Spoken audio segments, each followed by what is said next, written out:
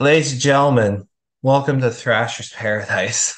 I'm your host, Colin Sterling, sleep deprived and all, but we are here doing this interview with Jesse Mathewson of Winnipeg's very own Ken Mode. Jesse, how are you doing today? Oh, I'm alive. I'm alive and well, which you are too, despite a little frazzled at the moment. Yes. Yes, because for some reason it was a struggle on the phone, so we had to switch to the computer, but we're doing this Yeah. now. Everything's good. Gotta love the last minute swap up. I've had a couple interviews where weird IT problems have happened, and it's just there's nothing like that when you're starting a session for anything. Just like, God damn it, the thing that I'm used to working isn't working. What do I do? Let's try this. It's still not working. Oh yes, IT. Yeah, Gotta love it. yeah. Anyways, we are here to talk about the brand new album coming out this week, This week. Void. I'm thankful we finally have this damn thing out. I've uh I've been doing all the press runs for this, and it's been a weird feeling because like it's a new album but it's not a new album because we finished recording and mastering and the artwork, all of that was submitted January 2022. So it's been sitting for like 20 months, which sucks. But like we had to do it this way because we it didn't make sense for us to put out a double record. It just Mhm. we're not that band that anyone wants to hear that from. I mean, shy of maybe a few diehards. 75 minutes of like Ken mode is a bit much. Unless it's like by choice and you're like going on a deep dive, which again, most people don't want that deep dive. I know our place. We've been around 24 years this month. We know what Wow. we bring to the table. We know what people want when they hear us. Not that we're necessarily going to give them what they want, but we know what they want.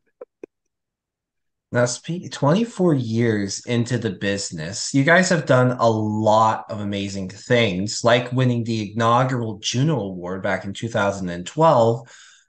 But like, this is your ninth full-length album as a band. Like, has that set in yet that you're now 9 albums in?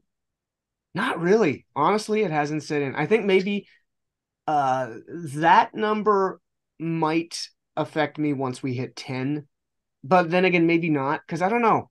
It it feels like we're not necessarily trying to prove ourselves because I think we're beyond that at this point. But every new album is kind of a whole new mountain to climb for us. So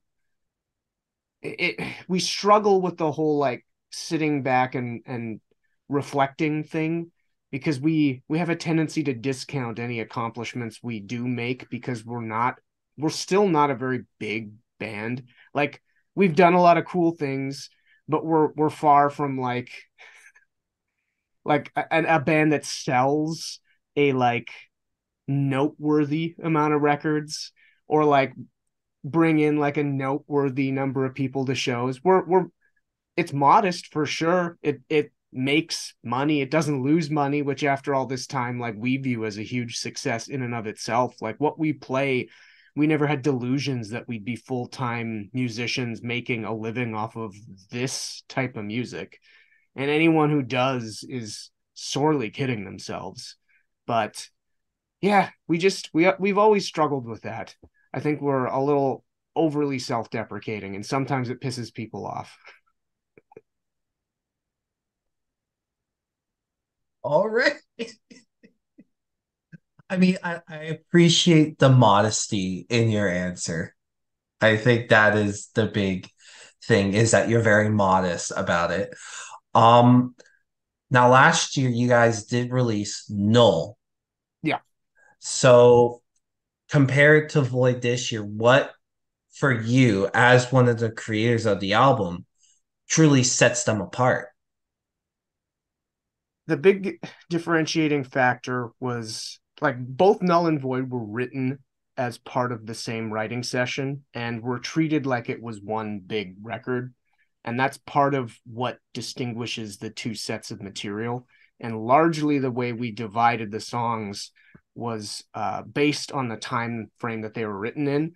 And the big reason why that ended up being a dividing factor was because of the sonic shift that took place. Because as we developed all the null material, we just kept writing, and to not just keep repeating ourselves in the same aesthetic, we had to kind of have the where we were going creeping into different territory, and that ended up being why the void material has a decidedly more melodic and melancholic feel to it.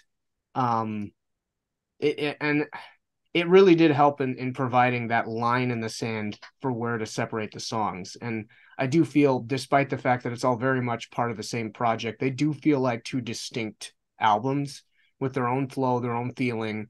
You're not going to throw both on and go like, oh God, this is just more of the same. Because it's like, I'm like to think I'm not kidding myself. They're not more of the same. And the people who've heard it all, I think, agree. So I think we did a pretty good job in crafting two pieces that fit together as one when it's all said and done. So I can kind of put that feather in my cap. Now that it'll be out, people can kind of consume it all. And I mean, it's up to them to how they treat it. But I think we did a pretty good job, all things considered. Now, for you, when it came to recording Void, which song off of the album did you personally find gave you the most difficulty, whether it was writing it or recording it or even just mixing and mastering it? Like, which song for you just you felt just gave you the most difficult time? Hmm. For the mix, we actually mixed the song "A Reluctance of Being" first on the entire null and void session. And we cursed Andrew Schneider's name for choosing that one first because it was the hardest one to mix. We didn't know why he wanted to dive into that first, because it is such a ridiculously dense song with so many things going on. And then he also like kind of complained that you have too many things you're trying to fit in here. So maybe I'd choose that one, simply because it was the first mix and we knew it was going to be a bear, because there's piano on that, bass guitar, drums, synthesizer, violin, cello, saxophone, many layers of vocals. Like it's a stupid song that builds into like a really intense, crazed climax, but like trying to balance everything was difficult and not have it just turn into static. So I'd probably choose that. Otherwise, from like a vocal perspective, I do know that songs like These Wires, I spent a lot of time trying to get all of that right and just balancing it, because it was one of the last songs we wrote as part of the whole session for both records. So it maybe didn't have as much time testing as some of the other tracks. But I think in the end, I'm really happy with the way how they all turned out. Awesome. Now, for you personally, which song are you most excited for the fans to get to listen to come when the album is fully out there? Hmm. I mean, most we have five of the tracks out already. So people have had a chance to hear them. I know some people don't like hearing any singles until the whole record's out. I'm excited to play the Shrike live because it's a really good rock song. But in terms of songs that people haven't heard, I'm curious to hear how people react to Not Today, Old Friend. Just because it's definitely a sonic shift and it's not like a hard song at all, but also just an instrumental one like We're Small Enough. I really it's one of my favorites off the record, and it's definitely a more subdued track, and it's a song that I made up that bass line that starts the song off. Probably it was before our Entrench record that I wrote that riff, so I'm just glad that that one finally got used, because it's a fun line to play, and that song is fun to play. So I'd like to try and fit it into our live set somewhere. Awesome. Speaking of live sets, when is the next time we can see Ken Mode hit the stage? Well, we're heading out on tour this Friday to go to Europe for 3 weeks. And then we fly back from that, have a couple weeks at home, then we head to the West Coast with Baroness for like 5 shows, and then we play a couple Central Canadian ones on our own. Then we're down in Denver for Decibel Metal and Beer Fest at the beginning of December. And then we're starting to figure out what the hell we're going to do in 2024 because I guess we got to support this Void record now. That's awesome. Getting to share the stage with Baroness, that's gotta be pretty cool.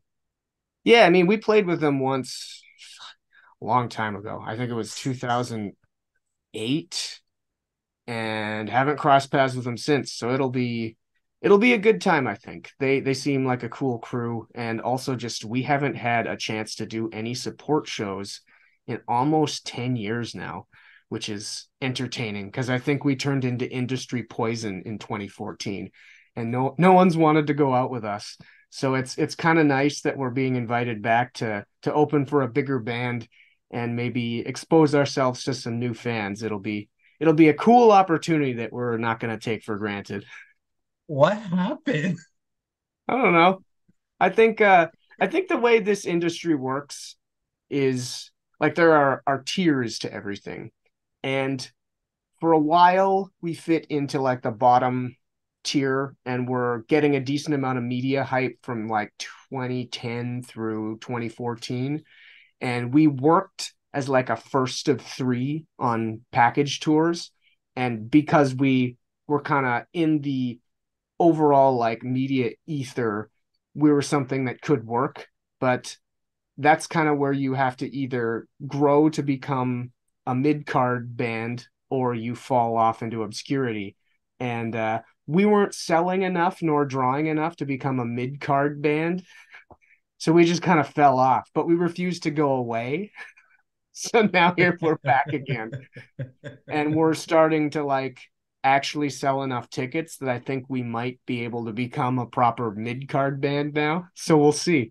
It's just Yay. kind of funny. Just their sheer stubbornness and refusal to go away and get pooped out by the industry proper. We stuck in that colon and now we're coming back up to the stomach. So fuck y'all.